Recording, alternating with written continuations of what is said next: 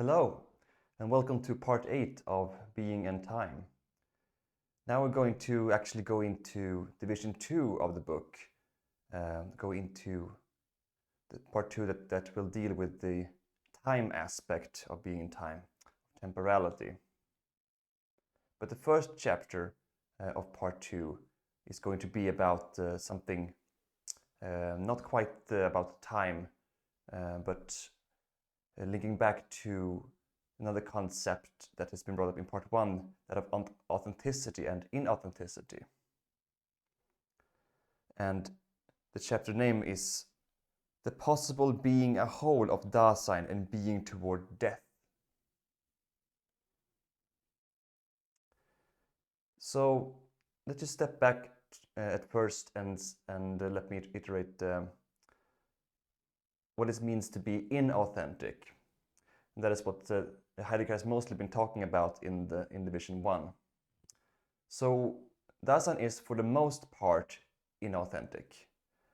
And that means that we are for the most part in this way of being where we identify with what he calls the they, but could be more easily be understood as maybe the culture or your group or your society, which means that your being takes on the aspect that you see around you in your culture, for example, that there are ways to do things in your culture that you take upon yourself as your possibilities, as your ways of engaging with the world and of your way of being. So it is not an owned existence. It is something that we take upon ourselves from the surroundings. And Heidegger has not, in part 1, developed what it means to be, well, an authentic Dasein, and to have authentic being. And it seems kind of strange that he hasn't developed it in part 1, now that I've, as I understood it, come to find out that part 2 was added only on the request of some university board. So part 1 should have been or was meant to be a standalone work initially. And in that case, he definitely left out the authentic part. Doesn't explain that very well anywhere. But I'm happy that he finally brings it up now in part 2. And the start of this chapter, he brings to focus the fact that Dasein is its possibilities again. And that means in some way that we are always what we are not yet. We're always projecting ourselves as our possibilities into the future, and those things that are not yet manifest in the here and now ontically, but he wants to say that those things which we project in those in the future as possibilities, they are still part of us in some way, and our being is working towards them. But that kind of means that we're constantly chasing these things, these possibilities, which would always try escape us if that was the end of it. So Dasein would always be incomplete, and you would have no way of encapsulating the whole of Dasein as a sort of finished or complete entity, but it would just stretch on in infinity because of newer and newer possibilities endlessly. But what makes Dasein complete is the fact that Dasein will die someday. Death terminates our possibilities and thus puts a dot, an end to our being, and through that end we become whole, we become complete. And but then what is death exactly according to Heidegger? There are a couple of different types of death, you could say. Um, what we would think of maybe as like the ordinary death of organic organisms is something that he calls he names that perishing, or the translation does that at least. But that the death of Dasein is something quite different, because perishing is simply the sort of regular, like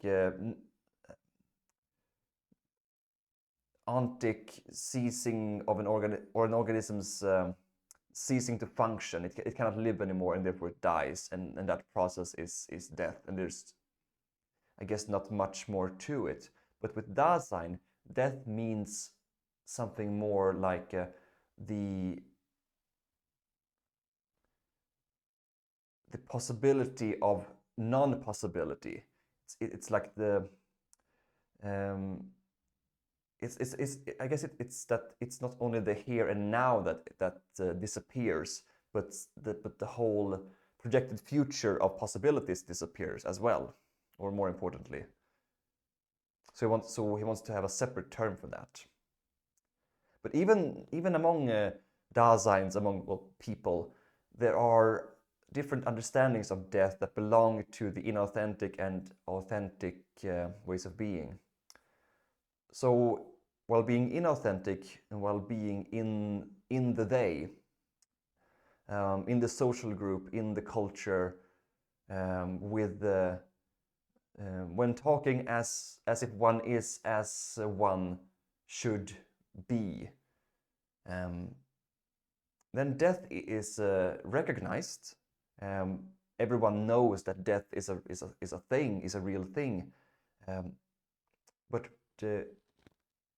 Heidegger says that we usually talk about death like it is something that it happens in general. That everyone dies, and you die at some point, usually in the future.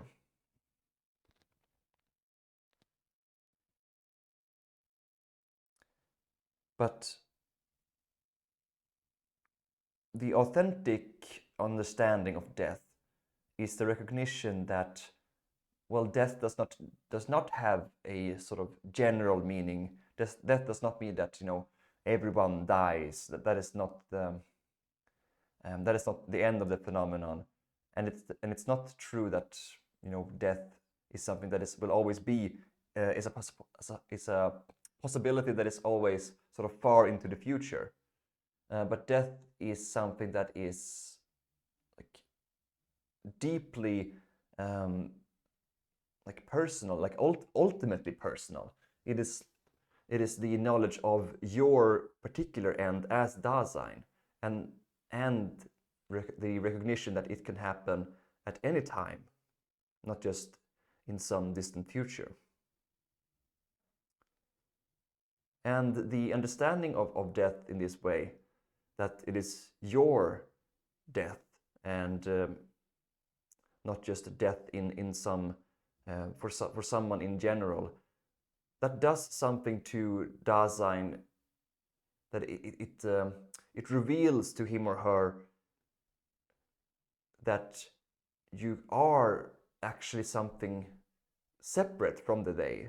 You can step away from this cultural framework or social conditioning or whatever. That it is the phenomenon that finally individualizes you, and it allows you to break free from these or these systems, what you would call it, and act within your finite freedom. And finite place, well, it's important to say that there is not complete freedom, but finite freedom.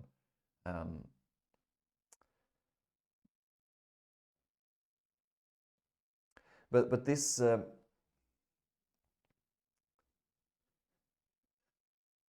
it is also this certainty of your own death.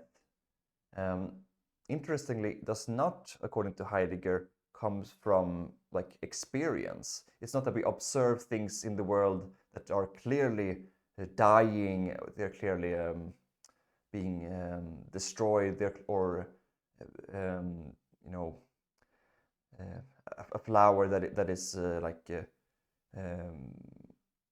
what do you call it? Turns it into dirt over time. That's what I'm trying to say. It is not something like that, apparently, but he thinks that the knowledge of our own inescapable ceasing of possibility as a possibility just comes with being a Dasein, and it just something is it's not an experience in that sense that it's needed to trigger it. I'm still not sure that he gives an explanation or a reason of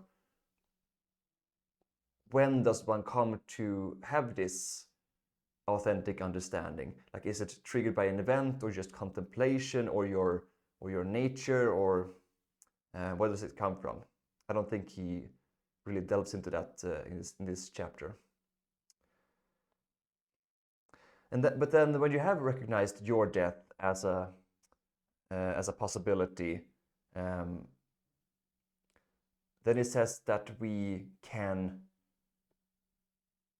engage in or being can take in this possibility, which reorders us towards being toward death in some way. And it does not mean that being toward death, that is sort of part of what it means to be authentic. But being toward death does not mean, he emphasizes, a brooding of death, like constantly going around and contemplating like, oh, I'm going to die, I'm going to die, I'm going to die. And that's not really it. For one, that type of paralyzing fear would actually close down your possibilities and your freedom somewhat. It is not a wanting of death. It is not a desire of death to like become complete and end this endless, or not end, but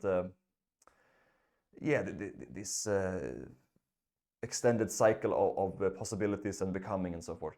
And it's not a wishing for death, or not working towards it. Or I guess that's what I've said already. What does Heidegger mean by that one should be towards death as authentic? That is not so clear yet, but it might be answered in the next chapter, where he talks about resoluteness, which is also a concept that is supposed to be related to authenticity. But that is pretty much it for this first chapter of part 2. So yeah, thanks for watching.